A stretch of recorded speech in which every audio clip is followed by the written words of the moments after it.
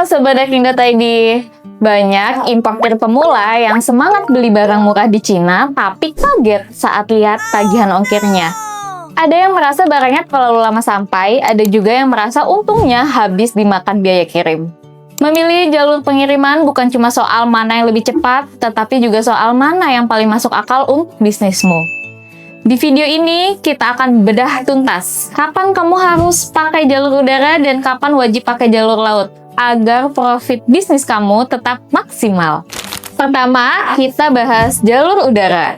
Seperti namanya, ini adalah jalur tercepat. Bukan karena di langit gak macet, tapi karena proses pengirimannya memang lebih singkat dan efisien. Estimasi pengirimannya rata-rata sekitar 7-14 hari kerja hingga barang tiba di gudang Indonesia.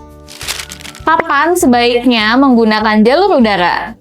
Saat barang tren atau viral. Kalau barangnya lagi hype banget dan kamu kejar-kejaran waktu, kamu harus gerak cepat sebelum trennya habis. Barang high value dan kecil, seperti jam tangan, elektronik, atau perhiasan. Barang sampel untuk cek kualitas sebelum order besar.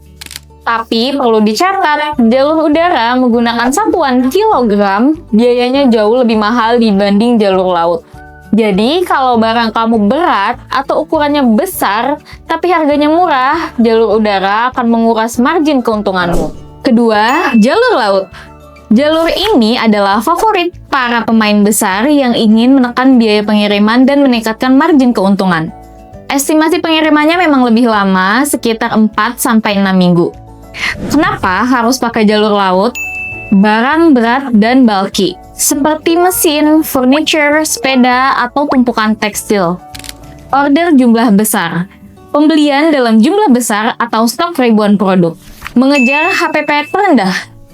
Jalur laut menggunakan perhitungan CBM atau kubikasi, bukan kilogram. Dalam banyak kasus, ongkir yang menggunakan jalur udara bisa mencapai 2 jutaan rupiah, sementara jalur laut bisa menjadi 500 ribuan aja. Itulah kenapa jalur laut disebut sebagai kunci margin keuntungan yang tebal. Sekarang, bagaimana cara menentukan secara praktis? Gunakan rumus ini. Jika barang ringan, kecil, dan butuh cepat, pilih udara. Jika barang berat, berukuran besar, dan ingin menekan modal serendah mungkin, pilih laut.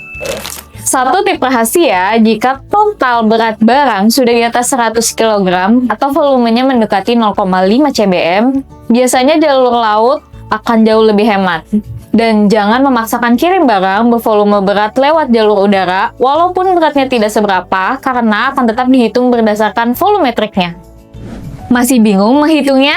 Jangan khawatir. Kamu bisa langsung menghubungi tim customer service Daking.id yang siap membantu menghitungkan perbandingan estimasi biaya jalur udara dan jalur laut untuk barangmu. Kamu hanya perlu mengirimkan data dimensi dan berat barangnya saja.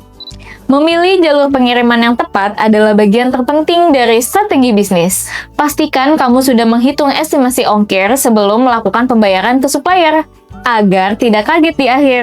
Di video selanjutnya, kita akan masuk ke chapter berikutnya tentang hal-hal teknis import bersama Daking.id. Sampai jumpa di video berikutnya. Tetap belajar, tetap cuan bersama Daking Academy.